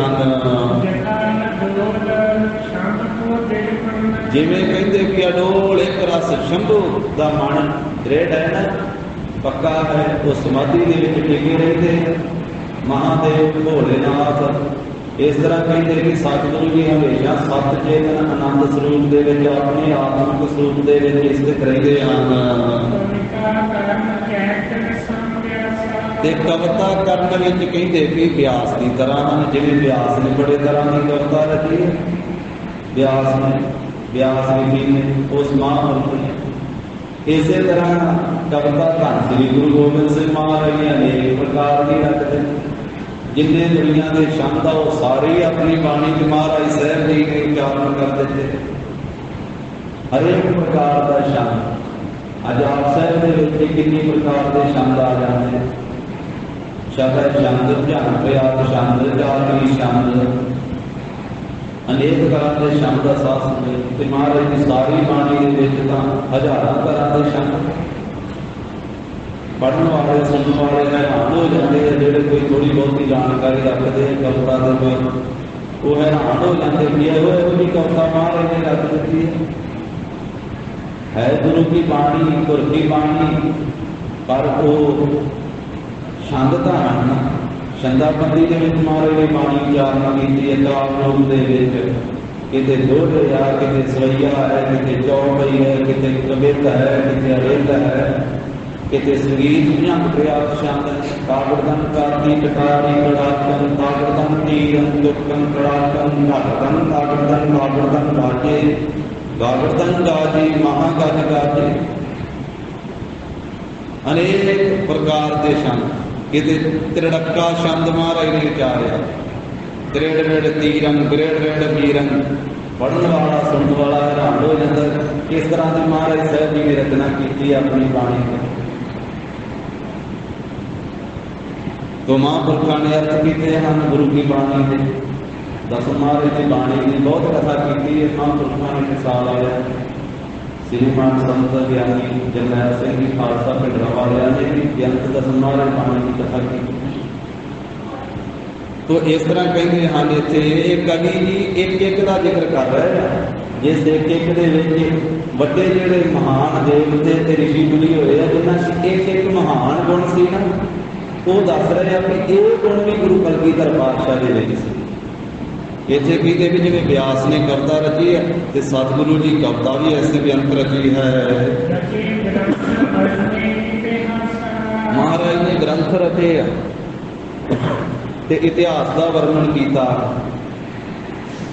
श्री दसम ग्रंथ साहिब महाराज जी ने रचिया, जिस दे विच साध संगत जी सब अवतारां का भी इतिहास आ जाता। इसे तरह श्री सरबलोक ग्रंथ महाराज ने रचना की। कुछ जी रचना वाले सरसा की भेंट भी हो गई। विद्यासागर जिस ग्रंथ का नाम इतिहासकार ने लिखा, कवियां तो मेहनत करवाई सी, कुछ आप महाराज ने रचना की। इस तरह इतिहास बहुत जोड़ा है वो वर्णन किया महाराज ने ग्रंथ बना देते। फिर धनक की विद्या हीर कमानी की विद्या भी बड़ी प्रीत निभाई है। जिन्हें कहते कि पांडवों का भरा अर्जन होया, वो बड़ा धनकारी तीरंदाजी तीरंदाज बहुत निशाना सी उसका। धनक विद्या बहुत कमाल से, जिमें उन्हें सारी उम्र निभाई है ना प्रीत ये धनक विद्या। इसे तरह कलगीधर पातशाह जी ने सारी उम्र ये तीरंदाजी भी की है। कवियां दान भी घनेरे महाराज ने दिते। जिहड़े कवि सी महाराज साहब के कोले विद्वान सी, कविता रखते सी, उन्होंने महाराज ने बेअंत दान दिता। ये महाराज के आनंदपुर साहिब की गाथा आँदी, एक गरीबड़ा जिहा कवि आ गया महाराज के दरबार में की शोभा सुन, शरीर करके भी कमजोर से माया पक्षों भी कमजोर से अर्थ वालों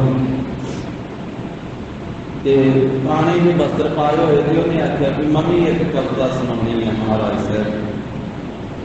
ना लिखे जाते सी कविया दे तो वारी वारी समा जो मिलता से सतगुरां कविता सुनाते सी, खालसा सुनता सी कविता।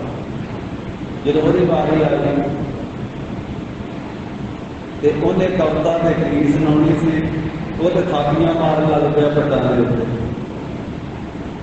वो जिन्हें समा दिता सी उन्हें क्या भाई तेन कुश्ती वास्ते समा नहीं दिता, तेन कविता सुनाने वास्ते समा दिता। महाराज का दरबार सजिया वा तू कविता सुना, बाकी कवियां ने भी कविता सुनानी। कहता नहीं मैं इस तरह ही सुनानी। वो अपने पट्टा से थापियां मारी जाए। फिर 10वें पातशाह ने पूछा भी ये की कारण, कहता भी महाराज मैं गरीब हाँ, कंगाली शाही हुई घर के खाण पीण पहनने वास्ते कुछ नहीं, कि हूँ मैं गरीबी में थापियां मारदा, कि हूँ मैं 10वें पातशाह के दरबार में आ गया, हूँ कर मेरे नाम मुकाबला। हूँ महाराज ने इन्ना दान दे देना वा, मेरिया सारिया गरीबियां चुक देंगे। कि सतगुरु कह लगे कि ये कवि जोड़ा आया ना कविता मेरे तो बाद ही सुनांगे, ये बराबर जिन्ना ये शरीर का वजन वा उन्नियां मोहरा तोड़ के इनू दे दो, जिन्ना यदा वजन वा उन्नियां मोहरा तोड़ के इनू दे दो। ऐसे दाते धन गुरु गोबिंद सिंह महाराज। कौन करो रीसा सतगुरु जी। तो इत्थे कवि जी कहते हैं कि कवियां नूं दान भी महाराज ने घनेरा बहुता दिता। एक हंसराम कवि होया महाराज, उन्होंने हथ ही दिता महाराज। वो जेडे कवि जन मानो जो कविता सुनाते हो तो बड़े हाथ रस न सुनाते, कहते भी वो ना ढिला जिहा हो गया।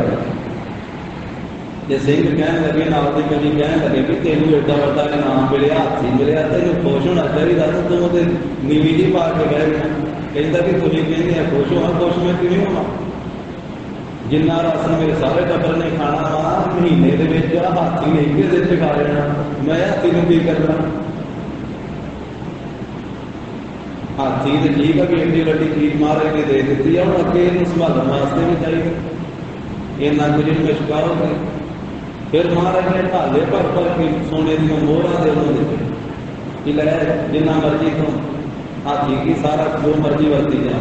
फिर वो हाथी लैके जा रहा, वो जो जा रहा वा तो अगे पहाड़िए भी अगे घबरा रहे। उन्होंने आख्या कि 10वें पातशाह ने नाल होर भी घोड़ियां के सवार से सिंह।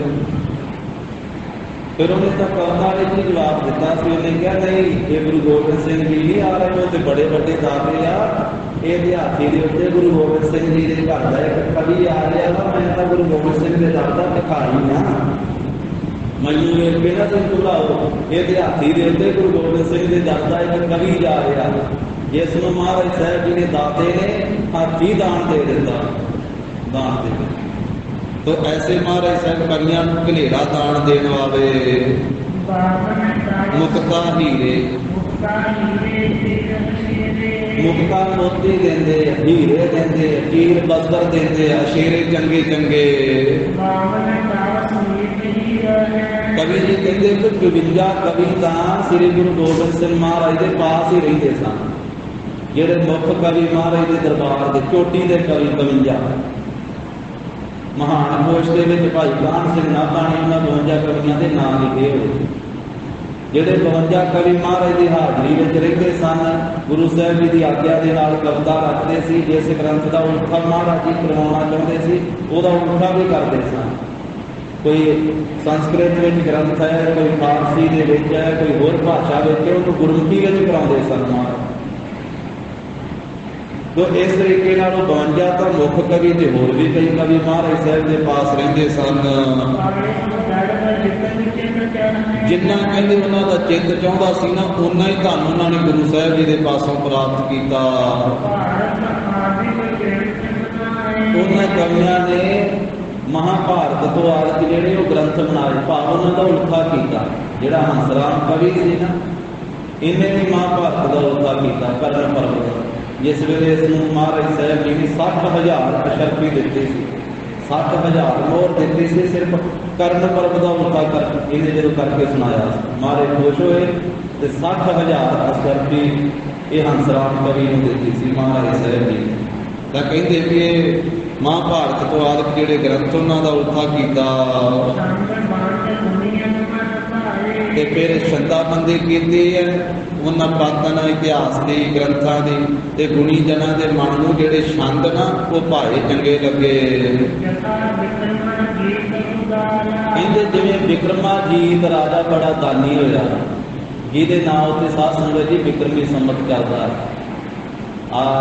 ईसवी सन ईसा जी तो चलता जोड़ा 2022 चल रहा तो विक्रमाजीत राजे को जोड़ा संमत चलता वो 57 साल ये तो अगे 2022 के 57 जोड़ देंगे जिन्ना बनेगा वो चल रहा 2079 चल रहा विक्रमी संमत देसी संमत जो है ये राजे विक्रमाजीत तो चल रहा। विक्रमाजीत राजा बड़ा धर्मी राजा से दानी राजा से ਉਹਦਾ ਜ਼ਿਕਰ ਇੱਥੇ ਕਵੀ ਜੀ ਨੇ ਕੀਤਾ। ਕਹਿੰਦੇ ਵੀ ਇਸ ਤਰ੍ਹਾਂ ਸਤਿਗੁਰੂ ਜੀ ਦਾਨ ਦਿੰਦੇ ਜਿਵੇਂ ਜਥਾ ਵਿਕਰਮਾਜੀਤ ਉਦਾਰ ਜਿਵੇਂ ਵਿਕਰਮਾਜੀਤ ਰਾਜਾ ਬੜਾ ਦਾਨੀ ਸੀ ਸ੍ਰੇਸ਼ਟ ਜਿਵੇਂ ਉਹਨੇ ਦਾਨ ਦਿੱਤਾ ਤੇ ਵਿਕਰਮਾਜੀਤ ਰਾਜੇ ਦਾ ਜਸ ਫੈਲਿਆ ਸੀ ਨਾ ਇਸੇ ਤਰ੍ਹਾਂ ਧੰਨ ਸ੍ਰੀ ਗੁਰੂ ਗੋਬਿੰਦ ਸਿੰਘ ਮਹਾਰਾਜ ਜੀ ਨੇ ਦਾਨ ਦਿੱਤਾ ਤੇ ਸਭ ਪਾਸੇ ਕਲਗੀਧਰ ਪਾਤਸ਼ਾਹ ਜੀ ਦਾ ਜਸ ਫੈਲਿਆ। सब पासे धन श्री गुरु गोबिंद सिंह महाराज जी की महिमा हो रही है चार के एडे वड्डे दाते। विक्रमाजीत राजे ने साध संगत जी थां थां के उत्ते लंगर लाए। उन्हें आख्या सी मेरे राज के कोई भी भुखा ना रहे रोटी कोई भी पास्यों भी आवे वो प्रशादा पानी छक के जाए। थां थां के क्षेत्र खोले हुए थां थां के लंगर लाए हुए सी विक्रमाजीत राजे। ऐसा दानी राजा होगा धर्मी राजा होगा। एक बारी गाथा आती विक्रमाजीत राजे के जीवन के विच वो अपने वजीर को पुछन लगा राजा विक्रमाजीत इसे राजे विक्रमाजीत का छोटा भाई होया वा भरतरी राजा भरतरी जिसने राजभाग छड्ड के फिर गोरखनाथ को गुरु धारण किया। योगाभ्यास सीखिया योगाभ्यास किया प्राणायाम किया प्राणा रोक के श्वासा रोक के ते लंबी उम्र हुई है। धन श्री गुरु नानक देव साहब सच्चे पातशाह के दर्शन किए सिद्धां दे नाल भरतरी ये राजा से गिर योगी बना ते विक्रमाजीत राजे का छोटा भरा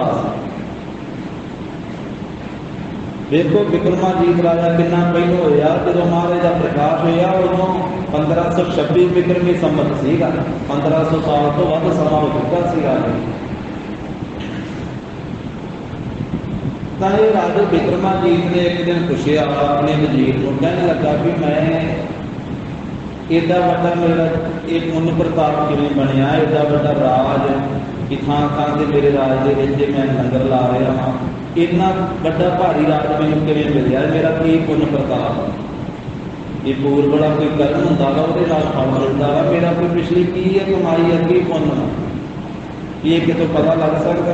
वजीर ने आख्या मैं तो नहीं दस सकता पर जिहड़े तुहाडे सभा दे विच कथा करदे हैं ना पंडित जी पुरोहित उन्हां दी लड़की ने आख्या वा कि मैनूं पता वा कि राजे विक्रमाजीत का किहड़ा पुण्य वा जिस करके इहनूं राज मिलिया। ते राजे विक्रमाजीत ने आख्या कि पुरोहित की पुत्री नूं सदो उन्होंने पुछिए। जो बुलाया गया ना पुरोहित की लड़की उन्हें आख्या राजा भी दस तो मैं सकती पर मैं नहीं दसना दे। उन्हें क्या क्यों नहीं दसना। उस लड़की ने आख्या कि राजा तेरे साथी 3 जंगल में तपस्या करते गए पिछले जन्म के तेरे साथी है ते मैं भी पिछले जन्म की तेरी साथी तो पहले उन्होंने मिल गया वो दसणगे। तो जो राजा गया ना उन्हें देखिया जो पहला बैठा तपस्या जंगल की करता से उन्होंने पूछा भी महात्मा जी दसो मेरा पिछले जन्म का किहड़ा पुण्य प्रताप है जिस करके मैनूं एडा वड्डा राज भाग मिलिया कि मैं राज भाग में इन्ने नंबर लाए हुए। उन्हें कहा कि अगला दसूगा मैं नहीं दस अगले कोले चले जा। अगले कोले चले गया, ਉਹਦੇ ਕੋਲ ਉਹੀ ਫਿਰ ਬੇਨਤੀ ਕੀਤੀ। ਉਹਨੇ ਕਿਹਾ ਮੈਂ ਨਹੀਂ ਦੱਸਣਾ, ਜਿਹੜਾ ਅੱਗੇ ਬੈਠਾ ਤੀਜਾ ਉਹ ਦੱਸੂਗਾ।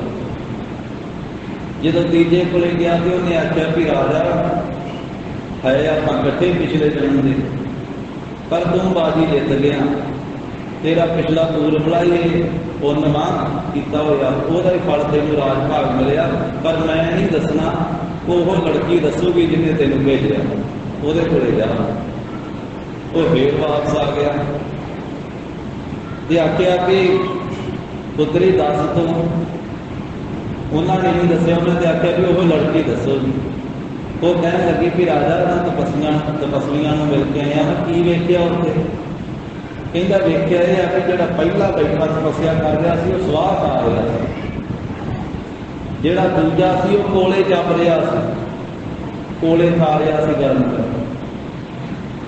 ਜਿਹੜਾ ਕਿ ਤੀਜਾ ਤਪਸਵੀ ਸੀ ਉਹ ਭੁੱਖਾ ਧਿਆਇਆ ਬੈਠਾ ਸੀ, ਉਹ ਭੁੱਖ ਧਿਆ ਕੱਟ ਰਿਹਾ ਸੀ। ਇਹ ਕੁਝ ਵੇਖ ਕੇ ਉਹ ਲੜਕੀ ਨੇ ਆਖਿਆ ਵੀ ਰਾਜਾ ਇਹ ਤਿੰਨੇ ਪਿਛਲੇ ਜਨਮ ਤੇ ਵੀ ਤਪੱਸਿਆ ਕਰਦੇ ਸੀ ਤੇ ਤੂੰ ਵੀ ਜੰਗਲ 'ਚ ਬੈਠਾ ਤਪੱਸਿਆ ਕਰਦਾ ਤੇ ਮੈਂ ਵੇਖ ਕੇ ਤੁਹਾਨੂੰ ਤਪੱਸਿਆ ਕਰਦਿਆਂ ਤੇ ਮੇਰੇ ਮਨ 'ਚ ਭਾਵਨਾ ਬਣੀ ਕਿ ਤਪੱਸਵੀ ਤਪੱਸਿਆ ਕਰਦੇ ਪਏ, ਇਹਨਾਂ ਨੂੰ ਪ੍ਰਸ਼ਾਦਾ ਛਕਾ ਕੇ ਆ। ਪ੍ਰਸ਼ਾਦਾ ਮੈਂ ਘਰੋਂ ਪ੍ਰਸ਼ਾਦੇ ਛਕਾਏ ਤੇ ਤੁਹਾਨੂੰ ਚੌਹਾਂ ਨੂੰ 3-3 ਪ੍ਰਸ਼ਾਦੇ ਦਿੱਤੇ। ਜਿਹੜਾ ਪਹਿਲਾ ਬੈਠਾ ਉਹਨੂੰ ਵੀ 3 ਪ੍ਰਸ਼ਾਦੇ, ਦੂਜੇ ਨੂੰ ਵੀ 3, ਤੀਜੇ ਨੂੰ ਵੀ ਤੇ ਚੌਥੇ ਥਾਂ ਤੇ ਰਾਜਾ ਤੂੰ ਬੈਠਾ ਸੀ ਤਪੱਸਿਆ ਕਰਦਾ, ਤੈਨੂੰ ਵੀ 3 ਪ੍ਰਸ਼ਾਦੇ ਦਿੱਤੇ। ਤੇ ਪਰਮੇਸ਼ਰ ਆ ਗਿਆ ਪਰਖ ਕਰਨ ਵਾਸਤੇ ਤੁਹਾਡੀ। ਉਹਨੇ ਸਾਧੂ ਦਾ ਰੂਪ ਧਾਰਿਆ। ਪਹਿਲੇ ਕੋਲੇ ਆਇਆ, ਉਹਨੇ ਆਖਿਆ ਮਹਾਤਮਾ ਜੀ ਪ੍ਰਸ਼ਾਦਾ ਛਕਾਓ। ਉਹਨੇ 2 ਪ੍ਰਸ਼ਾਦੇ ਦੇ ਦਿੱਤੇ ਤੇ ਇੱਕ ਆਪਦੇ ਕੋਲੇ ਰੱਖ ਲਿਆ। ਤੇ ਉਹ ਤਾਂ ਪਰਖ ਕਰਨ ਵਾਸਤੇ ਆਇਆ ਸੀ ਪਰਮੇਸ਼ਰ। ਪਰਖ ਹਰੇਕ ਸਮੇਂ 'ਚ ਰੱਬ ਕਰਦਾ, ਅੱਜ ਵੀ ਕਰਦਾ ਵਾ, ਪਿਛਲੇ ਸਮੇਂ 'ਚ ਵੀ ਕੀਤੀ ਆ। ਧੰਨ ਸ੍ਰੀ ਗੁਰੂ ਨਾਨਕ ਸਾਹਿਬ ਮਹਾਰਾਜ ਨੇ ਸਿੱਖਾਂ ਦੀ ਪਰਖ ਕੀਤੀ, ਫਿਰ ਬਾਬਾ ਲਹਿਣਾ ਜੀ ਨੂੰ ਗੁਰਤਾ ਗੱਦੀ ਦਿੱਤੀ। ਦੂਜੇ ਪਾਤਸ਼ਾਹ ਨੇ ਵੀ ਪਰਖ ਕੀਤੀ ਪੁੱਤਰਾਂ ਦੀ, ਤੀਜੇ ਪਾਤਸ਼ਾਹ ਨੇ ਵੀ ਕੀਤੀ ਆ, ਥੜੇ ਬਣਾਏ ਆ ਬੌਲੀ ਸਾਹਿਬ ਦੇ ਬਾਰ-ਬਾਰ। ਦੋਵਾਂ ਜਵਾਨੀਆਂ ਦੀ ਪਰਖ ਕੀਤੀ, ਪੁੱਤਰਾਂ ਦੀ ਵੀ ਪਰਖ ਕੀਤੀ। ਪੰਜਵੇਂ ਪਾਤਸ਼ਾਹ ਨੇ ਸਿੱਖਾਂ ਦੀ ਪਰਖ ਕੀਤੀ, ਸਾਰੇ ਗੁਰੂ ਸਾਹਿਬਾਨ ਨੇ ਪਰਖ ਕੀਤੀ। ਦਸਮ ਪਾਤਸ਼ਾਹ ਨੇ ਤੇ ਫਿਰ ਕਿਰਪਾਨ ਨੰਗੀ ਕੱਢ ਕੇ ਤਖਤ ਸ੍ਰੀ ਕੇਸਗੜ੍ਹ ਸਾਹਿਬ ਪਰਖ ਕੀਤੀ, ਪੰਜਾਂ ਦੇ ਸਿਰ ਲਏ। ਇਹ ਪਰਮੇਸ਼ਰ ਦੀ ਮੌਜ ਸਾਰਿਆਂ ਸਮਿਆਂ ਵਿੱਚ ਆਪਣੇ ਭਗਤਾਂ ਦੇ ਸਿਮਰਨ ਬੰਦਗੀ ਕਰਨ ਵਾਲਿਆਂ ਤੇ ਪਰਚੇ ਵੀ ਕਰਦੇ ਪਾ ਦਿੰਦਾ ਤੇ ਪਰਖਾਂ ਵੀ ਕਰਦਾ। ਜਦੋਂ ਉਹਨੇ 2 ਪ੍ਰਸ਼ਾਦੇ ਦੇ ਦਿੱਤੇ ਤੇ ਇੱਕ ਰੱਖ ਲਿਆ ਕਿ ਉਸ ਮਹਾਂਪੁਰਖ ਦੇ ਰੂਪ ਵਿੱਚ ਪਰਮੇਸ਼ਰ ਨੇ ਜਿਹੜਾ ਪਰਖ ਕਰਨ ਵਾਸਤੇ ਆਇਆ ਸੀ, ਉਹਨੇ ਕਿਹਾ ਹਾਵੀ ਦੇ ਦੇ ਕਿ ਜਿਹੜਾ ਰਹਿੰਦਾ ਮੈਨੂੰ ਭੁੱਖ ਜ਼ਿਆਦਾ ਲੱਗੀ। ਤੇ ਉਹ ਕਹਿੰਦਾ ਸਾਰਾ ਤੈਨੂੰ ਦੇ ਦੇਵਾਂ, ਤੂੰ ਪਾ ਕੇ ਗਾਂ ਜਾਵੇਂਗਾ, ਮੈਂ ਸਵਾਹ ਖਾਣੀ ਮਗਰੋਂ। ਉਹ ਕਹਿੰਦਾ ਚੰਗਾ ਸਵਾਹ ਹੀ ਖਾਣੀ। ਤੇ ਉਹ ਅੱਗੇ ਚਲ ਗਿਆ। ਦੂਜੇ ਨੂੰ ਜਾ ਕੇ ਆਖਿਆ ਭੁੱਖ ਲੱਗੀ ਵੀ ਪ੍ਰਸ਼ਾਦਾ ਛਕਾ। ਉਹਨੇ ਕਿਹਾ ਵੀ ਉਹਨੇ ਵੀ ਇਹੀ ਗੱਲ ਆਖੀ। ਉਹਨੇ ਕਿਹਾ ਵੀ ਤੈਨੂੰ ਪ੍ਰਸ਼ਾਦੇ ਛਕਾ ਕੇ ਮੈਂ ਕੋਲੇ ਚੱਪਣੇ। ਉਹਨੇ ਕਿਹਾ ਵੀ ਚੰਗਾ ਕੋਲੇ ਹੀ ਚੱਪੇਗਾ। ਤੀਜੇ ਕੋਲੇ ਗਿਆ ਤੇ ਉਹਨੂੰ ਆਖਿਆ ਵੀ ਪ੍ਰਸ਼ਾਦਾ ਛਕਾ। ਉਹ ਕਹਿੰਦਾ ਮੇਰੇ ਜੋਗੇ ਹੀ ਆ, ਤੈਨੂੰ ਛਕਾ ਕੇ ਮੈਂ ਭੁੱਖਾ ਤੇ ਆਇਆ ਮਰਨਾ। ਕਹਿੰਦਾ ਚੰਗਾ ਭੁੱਖਾ ਤੇ ਆਇਆ ਹੀ ਮਰੇਗਾ। ਉਹਨਾਂ ਤਿੰਨਾਂ ਨੇ ਜਵਾਬ ਦਿੱਤਾ ਸੀ ਇਹ ਕੁਝ। ਤੇ ਚੌਥੇ ਥਾਂ ਤੇ ਇਹ ਬੈਠਾ ਸੀ। ਜਦੋਂ ਉਹਨੇ ਲੜਕੀ ਨੇ ਆਖਿਆ ਵੀ ਤੇਰੇ ਕੋਲੇ ਬੈਠਣਾ ਉਹ ਮਹਾਤਮਾ ਰੂਪ ਪਰਮੇਸ਼ਰ, ਤੇ ਉਹਨਾਂ ਨੇ ਜਦੋਂ ਪ੍ਰਸ਼ਾਦਾ ਮੰਗਿਆ ਵੀ ਪ੍ਰਸ਼ਾਦਾ ਛਕਾ ਤਪਸਵੀ ਸਾਧੂ, ਤੇ ਤੁਸੀਂ ਤਿੰਨੇ ਪ੍ਰਸ਼ਾਦੇ ਉਹਨਾਂ ਦੇ ਅੱਗੇ ਰੱਖ ਲਿਆ ਵੀ ਲਓ ਮਹਾਂਪੁਰਖੋ ਪ੍ਰਸ਼ਾਦਾ ਛਕੋ। ਅਸੀਂ ਫਿਰ ਰੋਜ਼ ਛਕਦੇ ਰਹਿੰਦੇ ਹਾਂ, ਤੁਸੀਂ ਸਾਡੇ ਕੋਲੇ ਅੱਜ ਹੀ ਆਏ ਜੇ, ਤੁਸੀਂ ਤੇ ਸਾਡੇ ਕੋਲੇ ਪ੍ਰਾਹੁਣਿਆਂ ਦੀ ਤਰ੍ਹਾਂ ਆਏ ਤੇ ਸਾਡਾ ਫਰਜ਼ ਬਣਦਾ ਵਾ ਤੁਹਾਨੂੰ ਪਹਿਲਾਂ ਛਕਾਉਣਾ। ਲਓ ਤੁਸੀਂ ਛਕੋ। ਕਹਿੰਦੇ ਉਹਨਾਂ ਛਕ ਕੇ ਤੇ ਆਖਿਆ ਵੀ ਰਾਜਾ ਤੂੰ ਬੜੇ ਸਬਰ। ਉਸ ਵੇਲੇ ਰਾਜਾ ਵੀ ਉਸ ਵੇਲੇ ਤਪਸਵੀ ਸੀ ਨਾ। ਆਖਿਆ ਤਪਸਵੀ ਤੂੰ ਬਹੁਤ ਸਬਰ ਸੰਤੋਖ ਵਾਲਾ ਵਾ, ਤੇ ਮੰਗ ਕੀ ਚਾਹਣਾ ਮੈਂ ਤੈਨੂੰ ਦੇਈਏ। ਆਖਿਆ ਜੀ ਜੇ ਖੁਸ਼ ਹੋਏ ਤੇ ਰਾਜ ਭਾਗ ਦੋ ਤੇ ਇਹੋ ਜਿਹਾ ਦਿਓ ਵੀ ਥਾਂ ਥਾਂ ਤੇ ਲੰਗਰ ਲਾ ਦੋ, ਥਾਂ ਥਾਂ ਤੇ ਲੰਗਰ, ਮੇਰੇ ਰਾਜ ਭਾਗ ਕੋਈ ਭੁੱਖਾ ਨਾ ਰਹੇ। ਤੇ ਫਿਰ ਉਸ ਮਹਾਤਮਾ ਨੂੰ ਪਰਮੇਸ਼ਰ ਨੇ ਵਰਦਾਨ ਦਿੱਤਾ ਕਿ ਰਾਜਾ ਰਾਜ ਭਾਗ ਦੇ ਇਹੋ ਜਿਹਾ ਮਿਲੂਗਾ, ਥਾਂ ਥਾਂ ਤੇ ਤੇਰੇ ਲੰਗਰ ਚੱਲਣਗੇ, ਭੰਡਾਰੇ ਚੱਲਣਗੇ, ਕੋਈ ਤੇਰੇ ਰਾਜ ਵਿੱਚ ਭੁੱਖਾ ਨਹੀਂ ਹੋਊ। ਆਖਿਆ ਉਹ 3 ਪ੍ਰਸ਼ਾਦੇ ਛਕਾਉਣ ਦਾ ਤੈਨੂੰ ਰਾਜ ਭਾਗ ਮਿਲਿਆ, 3 प्रशादे। उन्हें आख्या भी लड़की ने पूछा भी तैनूं की मिलिया? उन्हें कहा भी मैनूं आ मिलिया कि तुसीं राजे बने हो तो मेरे पिता जी तुहाडे राज सभा में राज पुरोहित वा। राज पुरोहित कहा जाता उन्होंने, राजा गुरु मानता होंदा सी, पुरोहित गुरु कहा जाता, राजगुरु। नाले सभा च कथा करते हैं राजगुरु ते तुहाडे राज जिहड़े गुरु आ उन्हां दे घरे मैनूं जन्म मिलिया। एडे वड्डे घर विच मैनूं जन्म मिलिया ते मैं आनंद भोगदी पई हां, सुख भोगदी पई। मैनूं ये प्रशादे छकाउण दी ये फल मिलिया, मेरी सेवा का ये मैनूं फल मिलिया। सेवा जिहड़ा भी करता वा उहदा फल साध संगत जी उसनूं जरूर मिलदा। ये विक्रमाजीत राजे के जीवन की गाथा। 3 प्रशादे छकाए सी जिथों राज भाग मिले।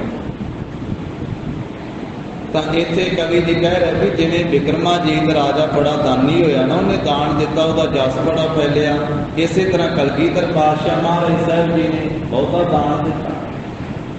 सतगुरां दा दान से विक्रमाजीत राजे नालों किते वड्डा। जिन्नियां दा जिक्र इत्थे ठीक कर दिता, किसी विच कोई गुण किसी विच कोई गुण। इस कवि भाई संतोख सिंह कहते सारे गुण गुरु गोबिंद सिंह महाराज कल्लियां विच ही आ, सारे गुण। कोई कविता रच सकता वा, कोई शस्त्र नहीं चला सकता। गुरु गोबिंद सिंह महाराज ने बाणी भी इन्नी रची, वीर रचे, शस्त्र भी चलाए, फिर दान भी दिता, दाते भी एडे वड्डे। दान में तो अपना सरबंस भी दे दिता था। अन्न का दान तो है ही आ, ते किन्ना महाराज साहब जी का अन्न का दान भी चल रहा। थां थां से लंगर लगे गुरु के स्थानों के उत्ते, होला महला हुंदा, इन्ने लंगर हुंदे गिणे नहीं जाते। हथ जोड़ जोड़ के बेनतियां करके कहते जी एक ही छक लो प्रशादा, आ जाओ कोई ही छक लो, चरण नहीं पा लो। संगतां हाथ जोड़ जोड़ के रोकते होंदे तुरसे। ये महाराज गुरु गोबिंद सिंह जी के घर के भंडारे वरतते पए। तो इस करके कहते जी सब पासे महाराज जी का जस फैलिया होया है। भाई साहब जी इन्ने गुणों का जिक्र करके कहते सतगुरु कलगीधर पातशाह के गुणों को कौन खत्म कर सकता? कोई नहीं कह सकता। शेषनाग जिहदा 1000 मुंह आ ते 2000 दी भावना, वो भी कहते संकोच कर जूगा। गुरु गोबिंद सिंह जी का जस गाउंदे गाउंदे भी मेरे तो नहीं गाया जाना, 10वें पातशाह के गुण बहुते हैं। शारदा ये विद्या की देवी मनी आ, वो भी संकोच करेगी कि मेरी विद्या मुक जाएगी, गुरु गोबिंद सिंह जी का जस से गुण नहीं गाए जा सकते। जिवें महाराज ने मनुखा स्वरूप धारण करके ये मानवी मनुखा स्वरूप वाली लीला की कौतक कीते। कितना इतिहास वर्णन किया भाई संतोख सिंह जी ने, कहते कोशक की लीला वर्णन की है 10वें पातशाह की। कोशक लीला, कोशक महाराज साहब जी के कौतकों का मनुखी कौतकों का वर्णन किया है। कहते जिवें मिश्री का पहाड़ कीड़ी नूं मिल पवे लभ जावे, जितनी कि शक्ति आ कीड़ी में, जिन्ना क बलवा उन्नी क मिश्री चुक सकती अपने मुंह में। पहाड़ सारा तो नहीं मिश्री का चुक सकते। भाई संतोख सिंह कहते मेरी ये हालत आ, कहते गुरु गोबिंद सिंह महाराज मिश्री के पहाड़ की तरह वा ते मैं एक कीड़ी की तरह वा। किन्नी के महाराज की सिफत रूपी मिठास जी वो मैं चुक सकता। जिवें पंछी आकाश का अंत नहीं लै सकता, उडारियां मार सकता, मच्छी समुद्र का अंत नहीं लै सकता। इस तरह वो कहते हैं कि गुरु गोबिंद सिंह महाराज साहब जी की महिमा का कोई अंत नहीं है। तो इस तरह गरीब नवाज सच्चे पातशाह नदेड़ की धरती के साध संगत जी धन श्री गुरु गोबिंद सिंह महाराज जिन्हों के गुण बेअंती है। पूजे अपार बेअंत स्वामी कौन जाने गुण तेरे, गावते उदर सुनते उदर बिन सह पाप कनेरे। तेरे कमन कमन गुण कह कह गावा, तू साहिब गुणी निधाना, तुमरी महिमा वर्णना साकों तू ठाकुर पूज भगवान। जिहवा एक कमन गुण कहिया बेस मार बेअंत स्वामी, तेरो अंत ना कहनी रही। गुरु जी का जस करते हैं होइयां भुलां चुकां दी सतगुरु जी गुर संगत जी मां देड़ी देहो सज्जने असीस सड़जना, जिउं होवे साहिब सिंह दे। वाहिगुरु वाहिगुरु वाहिगुरु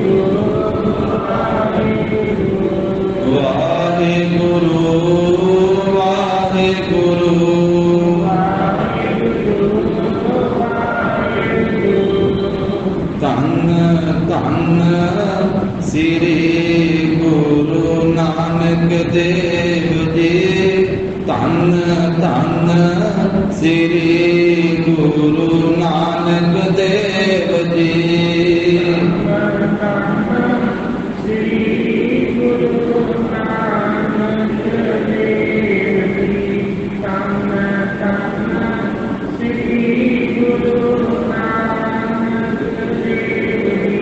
धन धन श्री गुरु गोबिंद सिंह जी।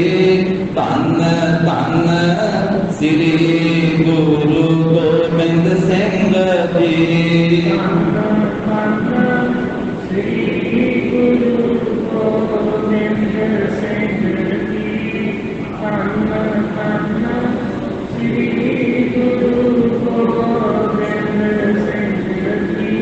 धन धन श्री गुरु ग्रंथ साहिब जी। धन धन श्री गुरु ग्रंथ साहिब जी।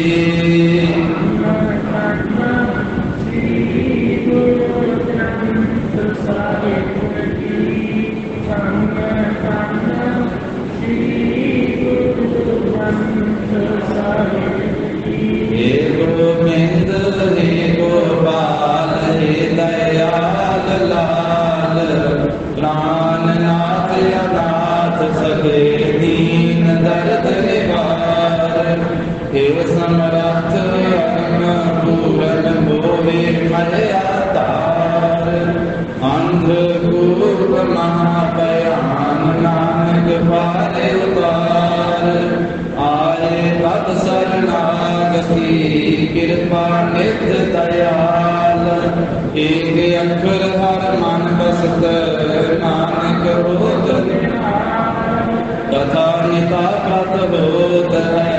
सुनो सिंह सुजान नानक गुरु गोबिंद सिंह जी सदा करे कल्याण। नानक गुरु गोबिंद सिंह जी सदा करे कल्याण। वाहिगुरु जी का खालसा वाहिगुरु जी की फतेह। सतਿ ਸ੍ਰੀ ਅਕਾਲ। ਵਾਹਿਗੁਰੂ ਜੀ ਕਾ ਖਾਲਸਾ ਵਾਹਿਗੁਰੂ ਜੀ ਕੀ ਫਤਿਹ।